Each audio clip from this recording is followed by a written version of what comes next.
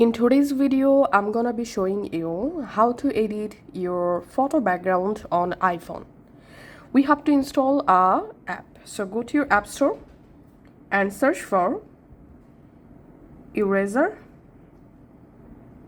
And all you have to need install this background eraser app on your iPhone. Once it's installed, open the eraser app on your iPhone.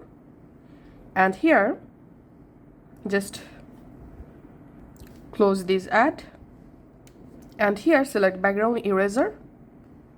Now from your gallery select the image, and once the image imported on your app, we can see the background automatically removed. And now if you want to add a new background to your image, just tap on background. Here you can select photo background, color background or gradient background. To use a new background from your Photos app or gallery, select photo. Tap on album.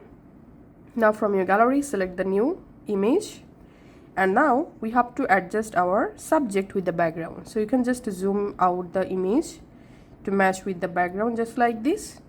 Once you're happy, tap on done and we can see the new background added. Now just tap on save and the photo successfully saved to our Photos app. Just go to your Photos app and here we can see I've successfully edited my photo background.